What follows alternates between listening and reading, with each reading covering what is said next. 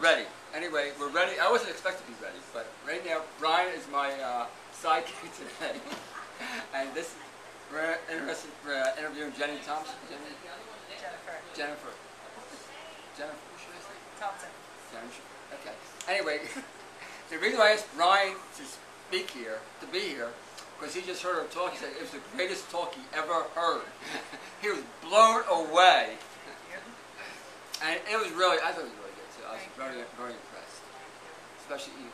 I did like. Okay, why don't you say why you're here, what your talk was on? Do you have any questions? Okay.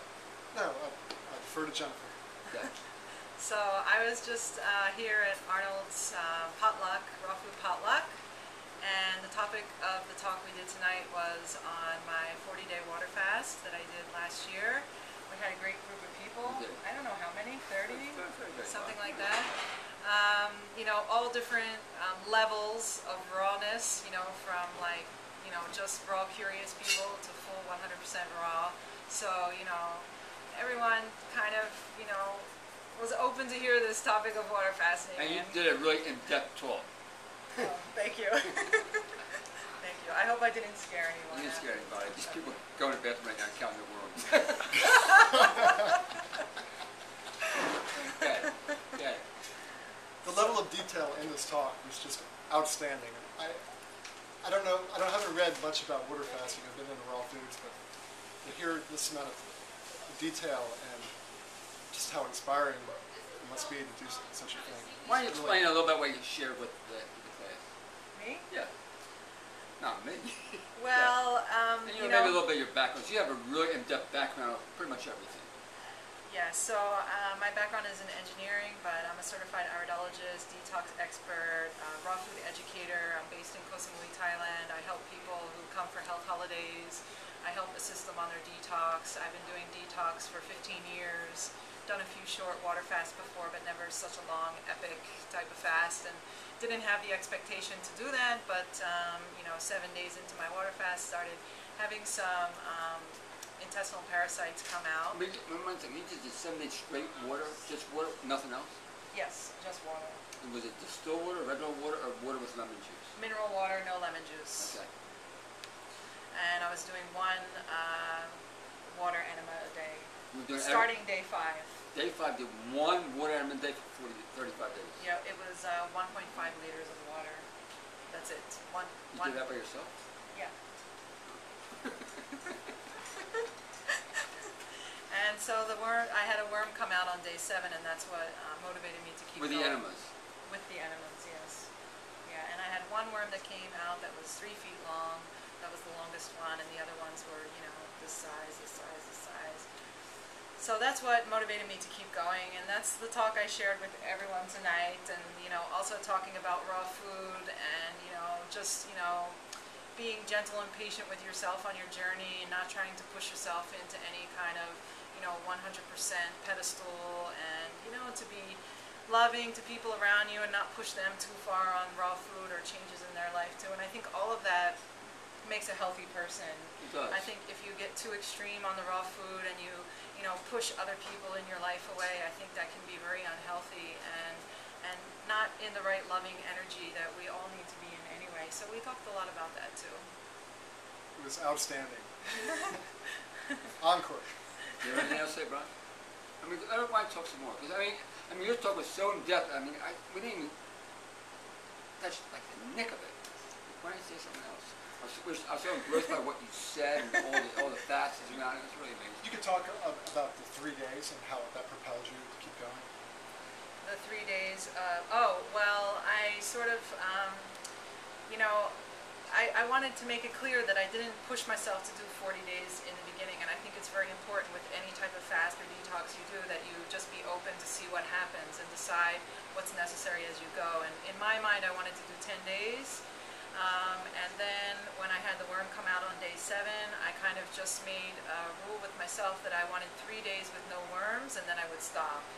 And that never came, because up to day 39 I still had worms coming out. So just to make it clear, the worms were dead when they came out because I was starving them with only water. One second, the worms came out without a bowel movement?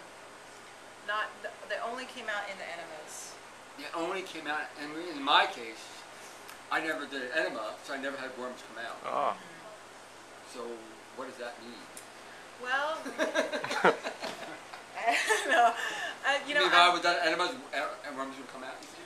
well, I'm not sure because I had done a 10-day water fast before, 2 years before, and Right. I did enemas on that one, and I had no worms come out. However, during that 10-day water fast, I was very stressed. I had some personal things going on in my life, and I look back now and I think that maybe I was holding tension I see. during the fast, and maybe I was acidic and not alkaline, and that could have affected the worms. Maybe it allowed them to live in that acidic environment and survive somehow in 10 days. I really don't know, and I think this fast I was more calm and more alkaline just in my energy during the fast itself. You said you had 19 feet of worms come out of it. A total, I measured them all. I measured them all. How much weight is that, by the way? I have no idea, but they were getting skinnier and skinnier as they I came see. out. And I knew that they were starving too. By the end, they were very, very skinny, and I was so You're happy saying about if you did that. a water fast, you think they'll come back then? Well, I'm just not sure, you know, because the eggs themselves are known to be able to survive in soil for 7 years. Wow. And so it makes me wonder if they're able to survive in the human body, you know, even fasting on water. Right. So I'm worried that maybe, you know, I had some eggs that were still able to hatch after that. I don't know. And so my hope was to be able to do another water fast 21 days just to see what happened. Now, why don't you talk about a little bit about what happened after the 40 days? I thought it was pretty interesting too, and how you came off it. Just from your experience, what's the best way to come on it before you have it, and after? Well, I prepared for 3 weeks before with taking liquid mineral supplements and raw apple cider vinegar for potassium, and I really ate a lot of greens and spirulina, and really tried to high boost my minerals. I kept liquid mineral supplements and raw apple cider vinegar and coconuts at home just in case I needed them for emergency. When I broke the fast because of the worms, I decided that I only wanted to have anti-vermal food, so I ate a lot of garlic, onions, cucumbers, and tomatoes for the first week or 2 weeks. I didn't have any taste for fruit at all. Wow. I would eat one piece of pineapple and it felt so sweet. I really lost my taste for sweet fruits for about 6 months. Wow. Yeah. It's funny with me, just the opposite happened. Kind of just the opposite. After I came off the water fast, I was eating cucumbers and tomatoes. But I felt really weak. I mean, I felt dead. As soon as I began eating bananas, my energy shut up. So maybe you were low in potassium. Could be. Yeah. When I finished the water fast, I also drank a lot of the raw apple cider vinegar to really bring up the potassium as well. Raw apple cider vinegar has potassium? Very high in potassium. Yeah. There's a book, the Bragg's book. Bragg's book, yeah. Excellent book. You read that, you'll be taking raw apple cider vinegar Is that right? every day. Yeah, it's amazing stuff. I heard that before. A lot of theory in apple cider vinegar. A lot of theory in everything. Yeah. And everyone's right. By the way, this guy's awesome. I love him. He's so great. He brings everybody together. You're really like, doesn't he? Yep. Becoming all these potlucks. This is 12 in a row since May last year. Wow. Just a phenomenal learning experience. Wow, I'm really honored he said I'm his favorite. Yeah. That's great. You've had some great speakers. Yeah, I think yours takes the cake. So, Thank you. why don't you continue the explanation there after the water fast? Some of the things that went on for you and what you did to finally overcome that. Well, I lost a lot of hair. That was one thing. The hair was coming out, and I didn't expect that. And it took me a while to figure that one out. I kind of thought it was a natural reset for my body, and then it kept going on after 6 weeks, and I started to get worried. I started to feel very tired. At first I had energy, and then after a month or so, 6 weeks, I started to feel more tired. And then I realized it could have been B12, so I started trickle dosing on a liquid B12, and after 5-6 days, the hair stopped falling out. You still take B12 supplement? I do. Every day? Yes. You do? Yeah. What kind? Well, it's a good question. That's a good question. I'm rotating brands because I'm not convinced that any of them are the best. I see. But I hope that after 1 year, the 1 year mark of the water fast, I'll stop taking the B12. I don't really want to take it forever. Yeah, I don't take it. Yeah, I never took it before.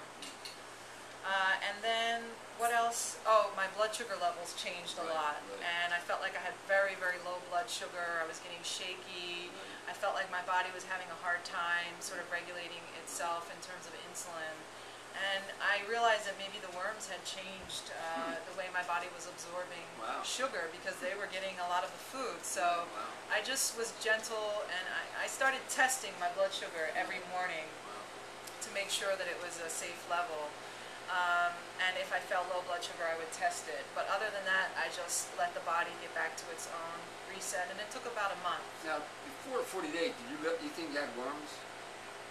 Did I think I had Before them? before you went on water fast? No. I mean, you were just like a normal person walking around with 19 feet of parasites in your system. Exactly. And you had no idea. I had no idea. Wow.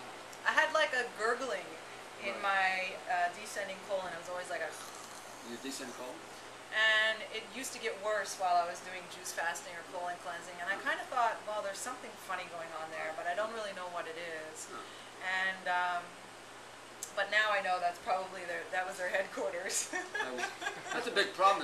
Actually, it's a big problem in the world, isn't it? I think it's a huge problem. You estimate about 50%? I think at least. Minimum, right. At least. And I think a lot of people's illnesses are related to parasites, and they don't realize it. They really don't realize it. And a lot of parasites are asymptomatic, so you know, you don't have any obvious symptoms. You might get tired, and you know, you might have some digestive disturbance, but the whole point of a parasite is to live inside of its host. It can't kill the host, otherwise it's going to kill its environment. So it can't suck you to death in terms of your energy and your food. So, you know, sometimes when you have parasites, you'll feel really low for a while when they're thriving. And then they'll lay low because they don't want you to catch on to them. So you feel better.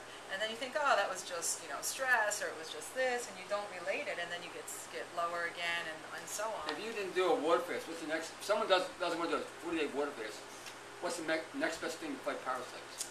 I would recommend a herbal program. I would recommend, I mean, ideally a herbal program for 30 days, and then a 7-day colon cleanse, juice fast with, you know, 2 enemas a day or 1 kalima a day. So you're really big into enemas, somewhat. Yes. Wow. Yes. Because I've seen the stuff come out of people. I've seen the black, leathery stuff. Wow. I've seen, you know, green and red and things that are putrefied, and it's nothing that person ate anytime recently. And I know that stuff has to come out. And I've also seen raw foodists who don't do the colon cleansing. Like me. And they don't necessarily thrive as much as they should on the raw food diet. And I try to tell them that they still have that old impacted fecal matter from their cooked food days in them, and they need to clean that stuff out before they can really be pure and benefit from the raw food. And that's just my experience. And many raw foodists many raw foodists disagree with me. You know, I agree with that. I'm one of the ones. But you know, I think we all have to try our own our own way. And if it's working, you know, then I say go for it. So some raw foodists only believe in water fasting, and that's okay. I don't really believe in water fasting anymore. No? I mean, I did 21 days, that's a lot. And then I did 14 days, that's a lot. Find out if I do a water fast, I'm starving for like next month, or I eat anything in sight. And you know what I like to do? I like to do dry fasting. You know what dry fasting is? Like sun gazing? No, 7 p.m. stop eating to 10 a.m. Oh, okay. I love that. Yeah, yeah. I mean, it's 15 hours I don't eat. I really like doing that. Maybe that's why I look so skinny. I think he does look thinner since the last time I was here. It was a year and a half ago. Yeah, I think, well, maybe it's muscle. I'm not saying pound, actually about 140 pounds. During the talk, you did mention that you like to wash your vegetables now. Yeah, since I saw what was coming out, I realized, you know, in the past I was just rinsing my vegetables with water. And I realized that, you know, that can be a big source of parasite eggs and worm eggs, and I realized I needed to take better care with that. So now I wash everything in a grapefruit seed extract soak with GSE and water, soak it for 10 minutes, and then I rinse it. And funny enough, you know, just a few weeks ago in Thailand, I had bought a cabbage, and I had soaked it, because I soak everything before it even goes in my refrigerator. I'm crazy about it. And I had soaked it, and so the next day I went to eat it and cut it open, and there was a huge worm in there, dead, with these big bubble eggs. And I almost flipped. And I thought to myself, how many restaurants in the world would see that and just cut it away and keep using the other part of it? Oh, you know? right. And probably so many, you know? So this is, to me, I don't even really like to eat in restaurants anymore unless I know exactly how they're preparing the The thing, the food. way I look at it, cooked food is much worse. I think our body can eat a lot. I think you know, in that sense, there is some logic, but I think if you're eating raw food, the danger is that, you know, those eggs can survive Right. on the raw food. For hydrochloric acid. You could try it. No, hydrochloric acid in our system. Oh, yeah. Anyway, Jenny, it's amazing. I really love your dog. She has actually a really laid-back personality. Doesn't push anybody. Very, very simple. Actually, in fact, I was really amazed. I think she didn't sell one book. I thought she would sell like 40 books. She didn't push it. I was really amazed by that. That never happened before. Some of her books, she brought these pile of books. I said, okay, they're going by the end of the night, no doubt. She didn't push it. I was really amazed. No, I really do You're this. there to help people. Seriously. I do it because I love it, and you know, And if plus people your want to God. buy You a mentioned- book, You it's mentioned okay. God too. It's really cool too. Thank you. Yeah. And there you have books left because I'll buy a book. Oh, thank you. I was going to buy an ebook. Are they all? You said you're releasing 3 tomorrow. I have a DVD and 3 ebooks that are going to be released tomorrow on Earth Day. And what is this website? On your birthday, you said? Earth Day. Oh, Tomorrow's Earth Day. That's right. It's, Everybody's birthday. greensmoothiepower.com, and it's all about green smoothies, 200 recipes, how to make green smoothies. You know, it's a good place for people to start. So if they don't want to do 100% raw food, It they don't is. want to do detox, you know, they're afraid, they're busy, they don't want to make a lot of change, at least they can make 1 green smoothie a day. Right. And even that is going to give them a lot of Right. benefit and a lot of positive Right. change. Right. Anyway, it's time for us to go. Thanks, Arnold. Bye. Thank Okay, you. Thank you. Thanks. No, why don't you talk how to get hold of you? Oh, okay. So you can go to my website, healthybliss.net. You can find me on Twitter. It's @rawfoodbliss. Facebook is Facebook Raw Food Bliss, and my new website, greensmoothiepower.com. We'll say it again so in case. Say it again. Okay, website healthybliss.net. Twitter is @rawfoodbliss. Facebook is Raw Food Bliss, and my new website is greensmoothiepower.com. That's it. Good, nice job. Yay. Thanks, Bye. Arnold. See ya. Bye. Turn it off.